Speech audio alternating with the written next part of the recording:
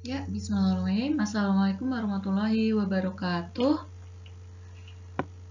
Ya, ketemu lagi dalam mata kuliah si perkotaan hari ini dengan saya Ika Afianita Suarintias. Sebelum kita mulai perkuliahan, marilah kita berdoa terlebih dahulu. Berdoa mulai.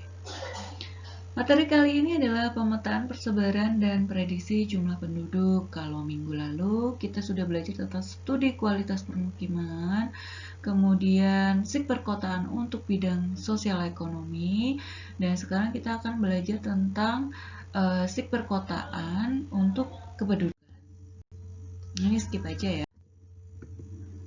Oke, materi yang akan saya sampaikan adalah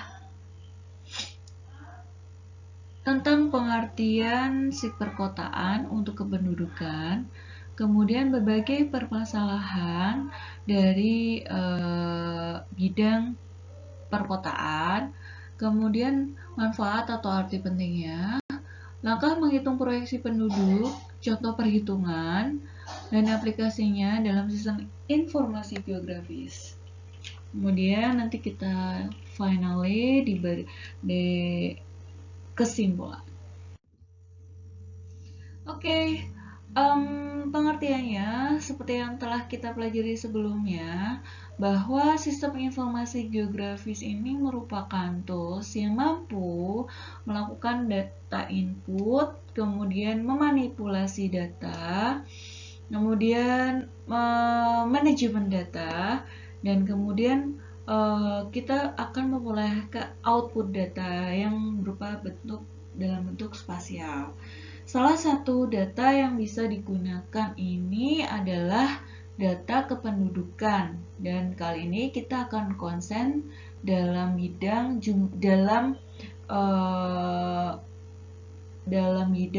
jumlah penduduk atau proyeksi penduduk.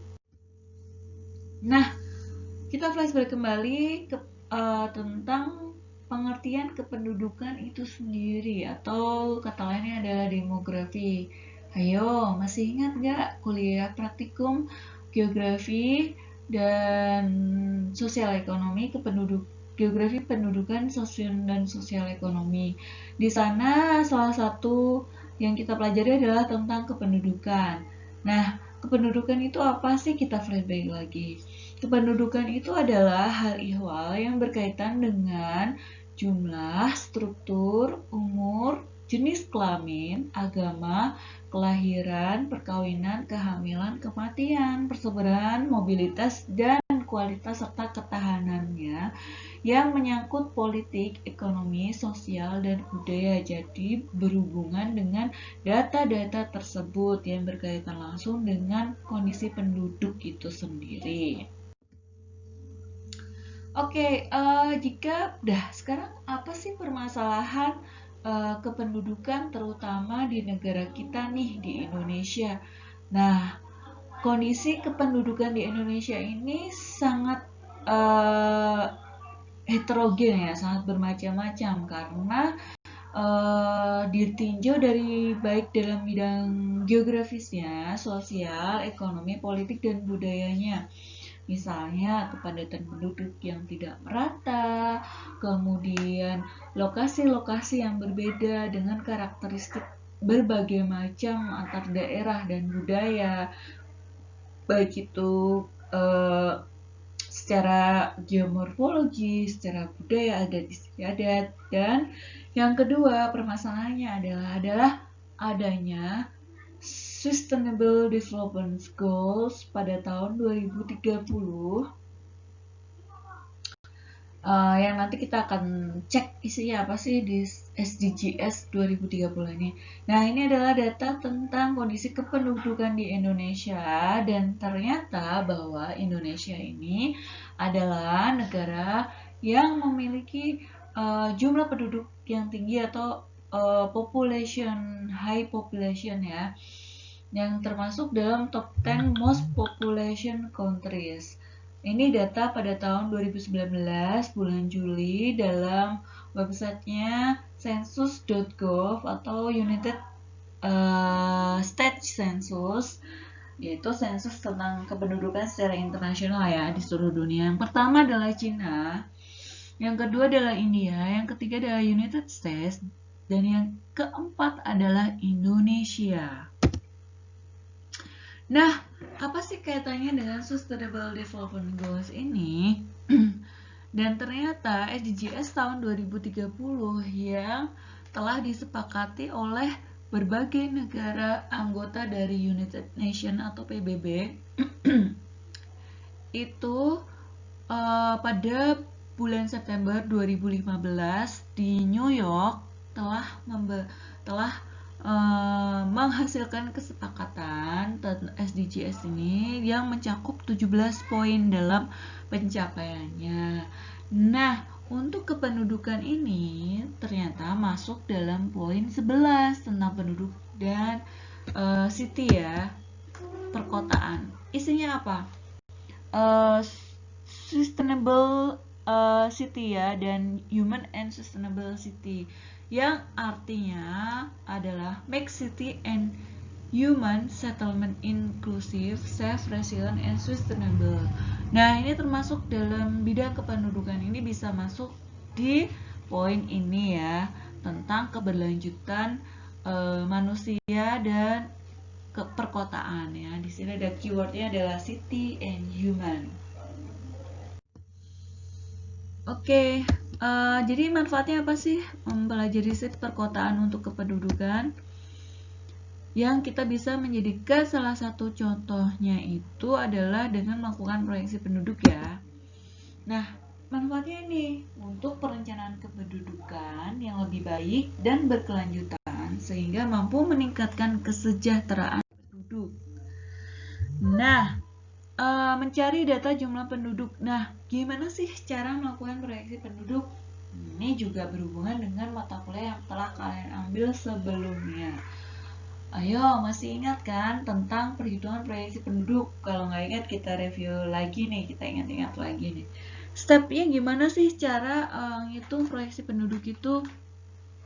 Yang pertama adalah mencari data jumlah penduduk dengan rentang waktu tertentu. Jadi harus konsisten ya, rentang waktunya misalnya 5 tahunan, 3 tahun, atau 10 tahunan.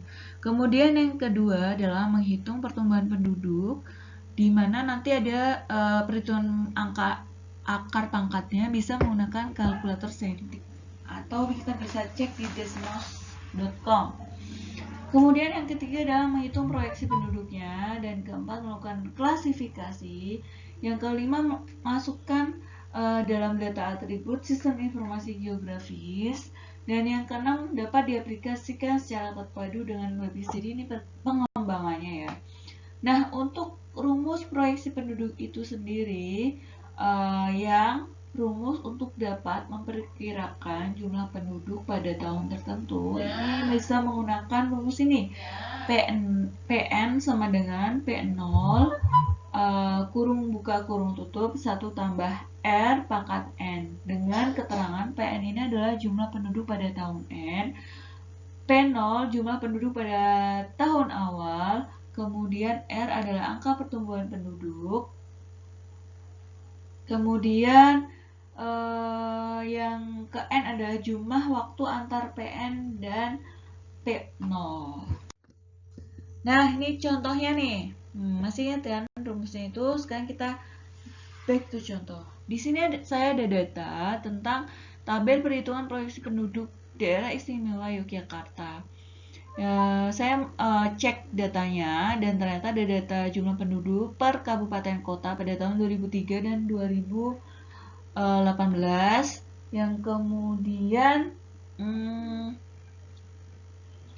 di breakdown setiap kabupaten dan kota, dan kita cari yang step pertama adalah mencari R-nya atau pertumbuhannya pakai rumus PN tadi ya, PN sama dengan P0 1 tambah R pangkat N. Nah, kita nyari R-nya nih, dengan P0-nya itu adalah data ini ya, data ini, kemudian PT-nya adalah data ini, dimasukkan ke situ.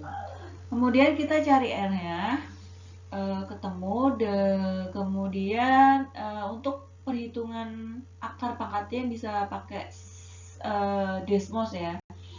Dan ketemu nih pertumbuhan penduduknya Kulon Progo 2,69%,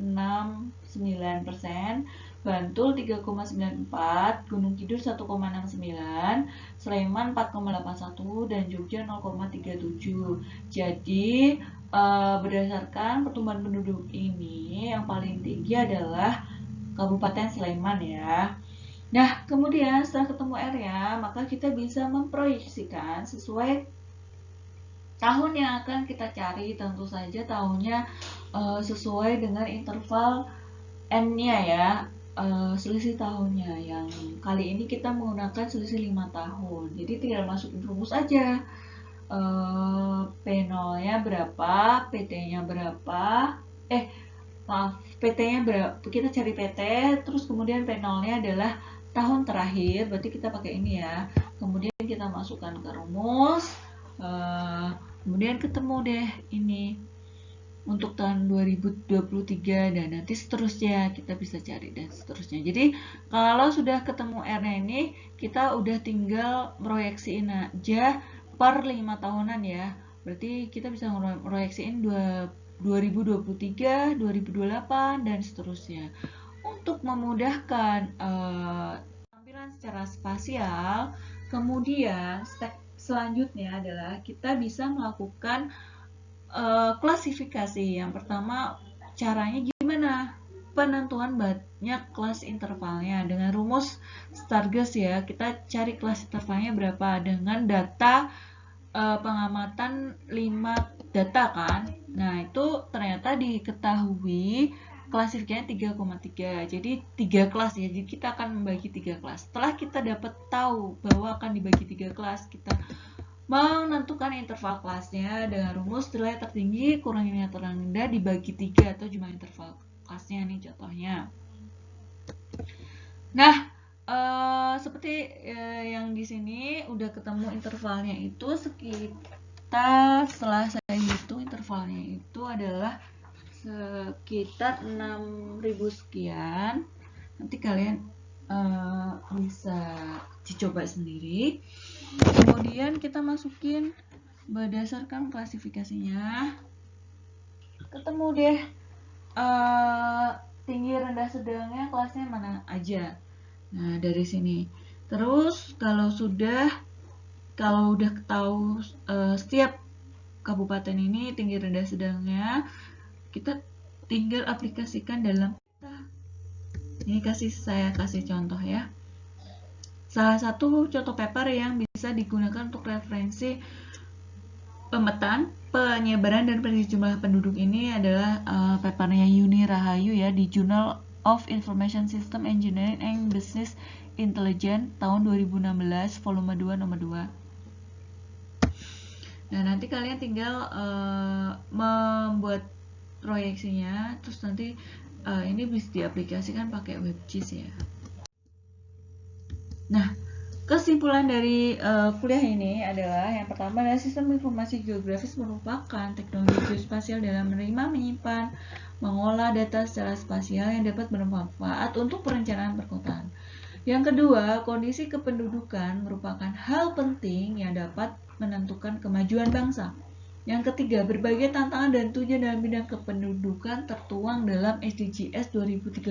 Jadi, mau tidak mau Indonesia juga harus turut serta mengikuti program ini. Yang keempat adalah upaya mendukung program SDGs dapat dilakukan dengan perencanaan kependudukan dan memanfaatkan ilmu geografi dan proyeksi penduduk menjadi informasi penting dalam perencanaan kewilayahan agar tercipta kemajuan dan kesejahteraan penduduk suatu bangsa.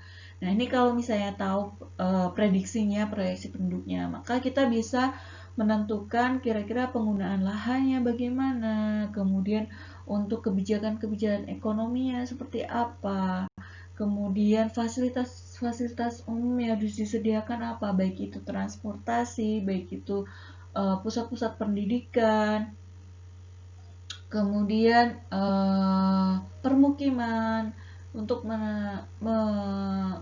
akomodasi kebutuhan permukiman, kemudian ketahanan pangannya, kira-kira daerah mana yang bisa menjadi lumbung-lumbung padi atau lumbung pangan di suatu daerah.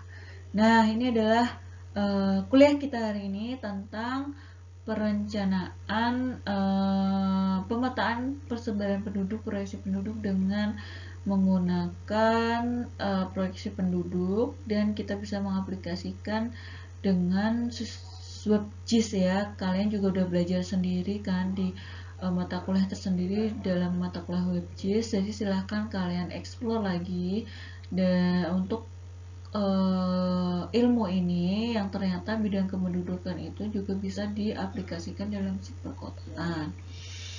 Nah, untuk exercise silahkan kalian tadi kan udah ada tuh 2023, silahkan sekarang kalian menghitung proyeksi penduduk tahun 2028 dengan R atau pertumbuhan yang udah saya cari. Kalian tinggal masukin